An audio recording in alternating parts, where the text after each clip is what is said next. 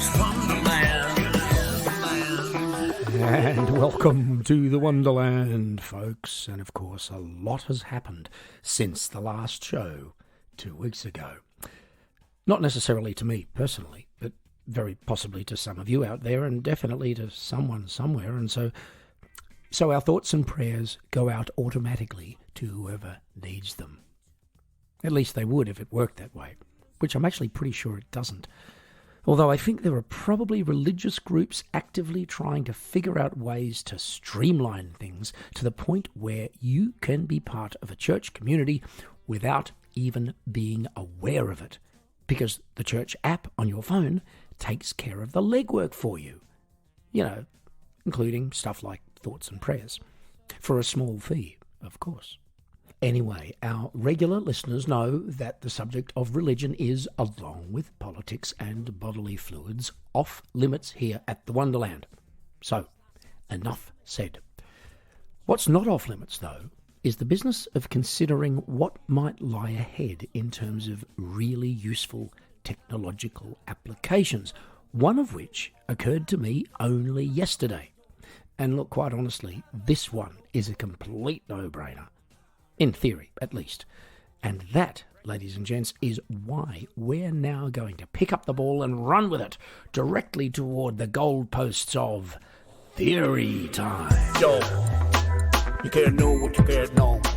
I'm going to tell you what I think I know. And I know what I know. This is what I know. Theory Time. And welcome to Theory Time. Technological advances are not only inevitable, they're unstoppable. Ever since the first stick was fashioned into a spear, or the first ironing board was used as a keyboard stand, the human spirit of innovation has been unrelenting, and it will continue to be for as long as humanity itself manages to survive. Often our experiences with technology will give us ideas to use that technology in a different way, and that happened to me yesterday, when I found myself attaching an external hard drive to my laptop in order to find some files I knew I had somewhere, but I wasn't sure where. I have about 8 external hard drives floating around the house in one form or another. Memory stick, SD card, small black box with something inside it, you name it. And on top of that, there are endless cloud drives that you can subscribe to keep your data safe. And so while looking for one of these, it occurred to me that I really wish I had a hard drive attached to myself in order to provide me with the information as to where the one was that I was looking for. Hang on, I said to myself, what if that was actually possible? To connect oneself very simply to an external memory source in order to remember stuff which we know but can't actually recall in that moment? I think we can be pretty confident that there are areas of science looking into this very thing right now. Of course, the interfacing would be the trickiest part. I mean, nobody wants to stick a USB cable into their person, but given the wonders of Bluetooth, for example, a microchip implant would no doubt make this kind of thing possible without the need for us to have to physically wire ourselves to an external device. And then, of course, you'd need the connection to the relevant parts of the brain, etc., etc., etc. The idea of microchip implants in people is nothing new, of course, and I think pretty much all of us are a bit wary of this type of thing, and probably with good reason. But if you think about it, there are things that we're doing now every single day that are considered to be completely normal, that we don't even think about that much, that would have been considered unthinkable and terrifying 100 years ago. So methinks that with time, and not all that much time either, we'll all be getting microchipped up the yin-yang, and voluntarily, for all sorts of reasons.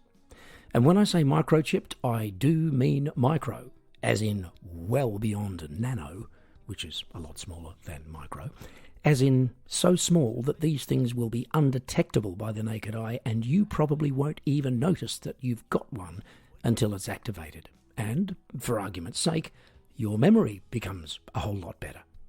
The only really big downside to this, of course, is that none of us would ever again be able to get away with not doing something by saying, I forgot. This is what I know.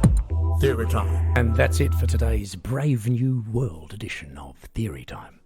And speaking of new stuff, we've got some new stuff for you right now on our next segment, which is, of course, Song of the Day. Now, today we're going to take a bit of a listen to a song from the new album from Loftus, Northern Tales. Loftus is the brainchild of English musician and producer Mark C. Cole, and I reckon this album is pretty frickin' lit, so let's check out a track from it right now. And this is In My Dreams.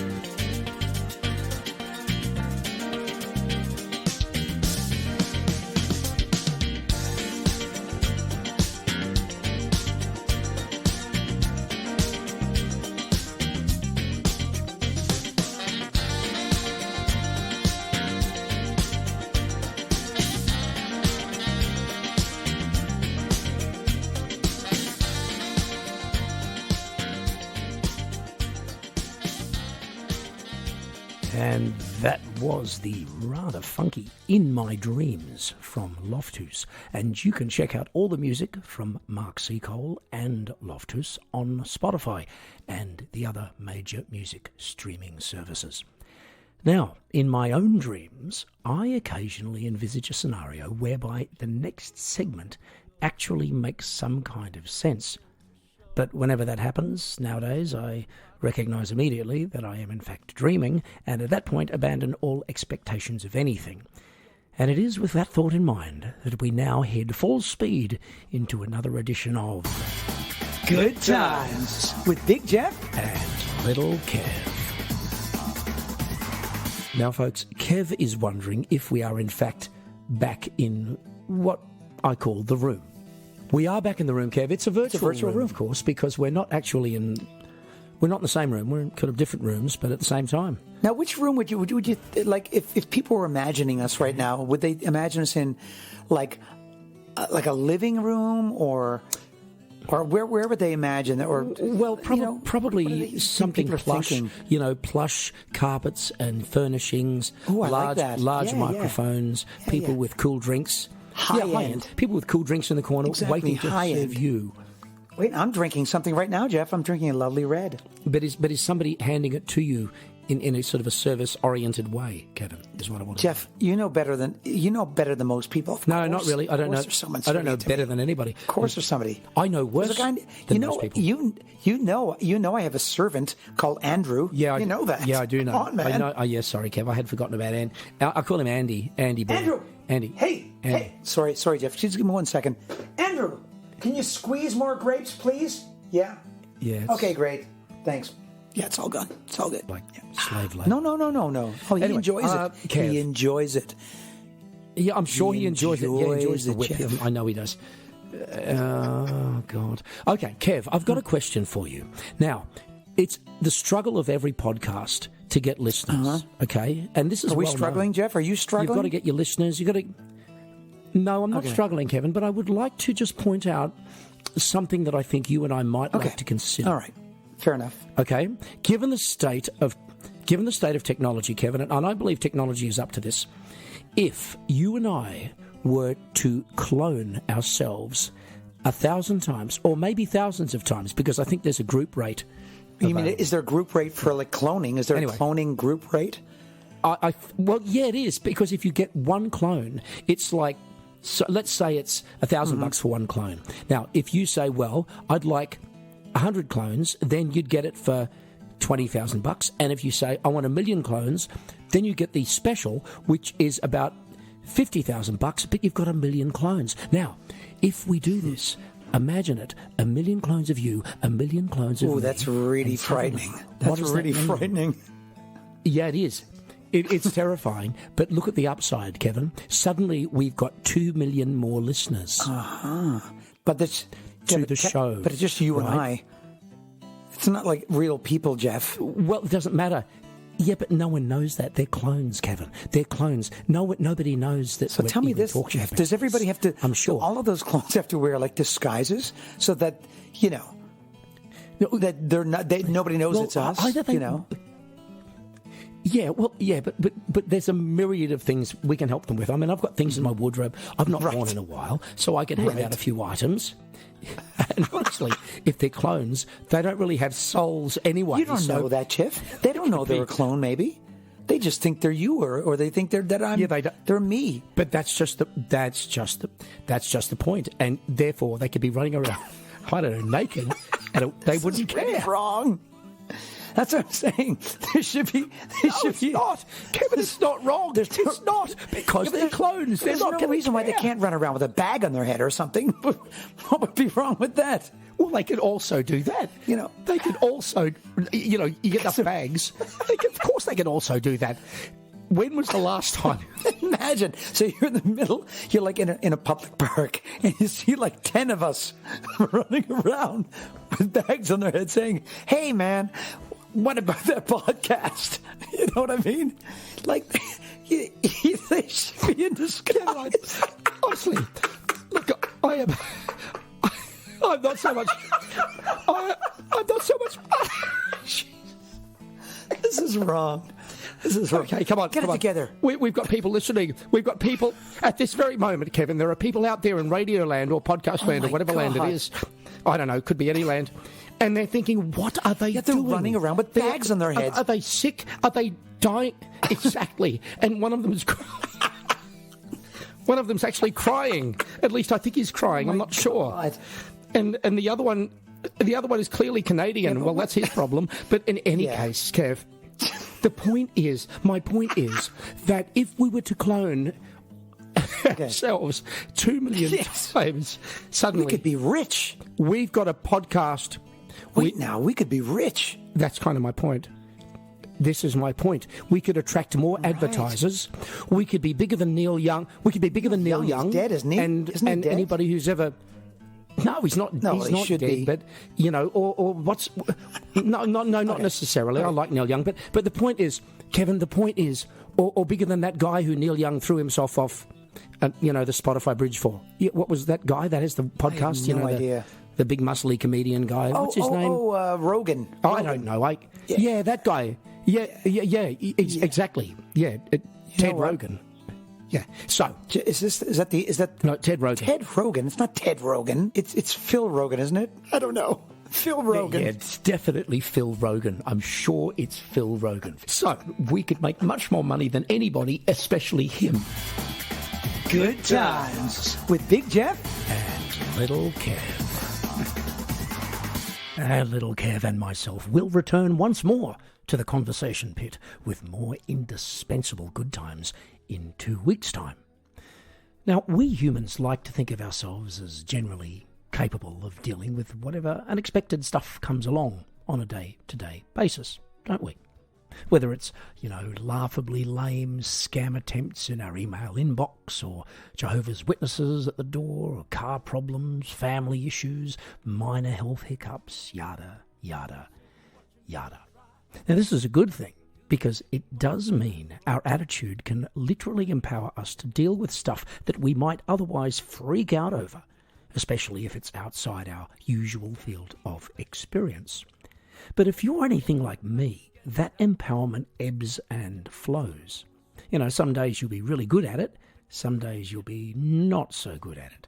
And it's very important to accept that inconsistency too, as a natural part of the human condition, and not to think that you're a pathetic weasel because you can't handle it as well as you did last time. On that subject, I have a thought I want to share, which I had yesterday whilst waiting for something to be delivered to my doorstep, which I've been really looking forward to and which hadn't yet turned up. And that, dear friends, is the subject of Geoff's Thought of the Day. I was thinking about something, I think it was the thought of the day. I think it was the thought of the day. And welcome to Thought of the Day. There are times in our lives when we are very, very vulnerable. And the times I'm talking about are not the ones that would normally spring to mind, I suspect, but I'm going to give you one right now, and I think you're going to go, maybe. So let's imagine. You're waiting for a delivery. It's not just any delivery. It's not a box of paper clips or some new underwear or a pair of shoes that you can try on and then send right back for an immediate refund if they don't work out. No.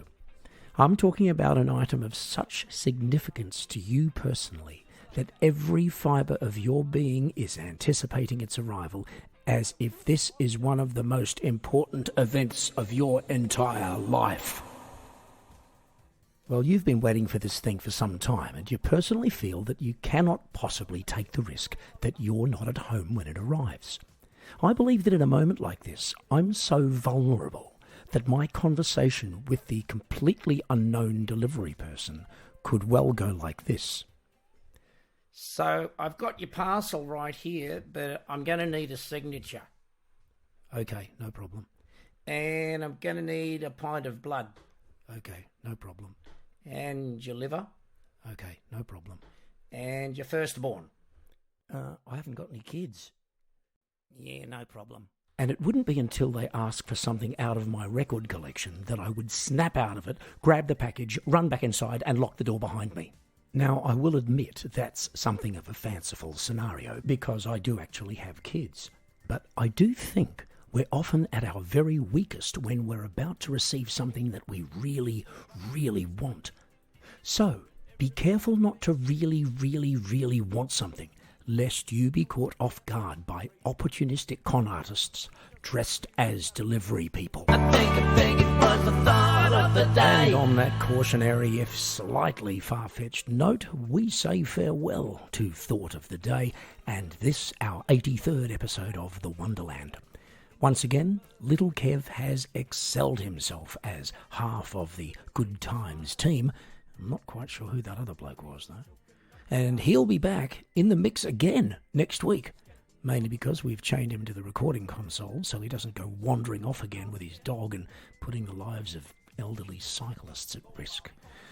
And as for you people, well, you've been very well behaved, so you're all officially and personally invited by me back to our next episode.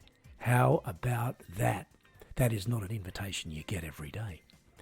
Anyway, for now, have a great fortnight out there in the real world, and I hope to be talking at you again on the next episode of The Wonderland. Gotta get back to Geoff's Wonderland.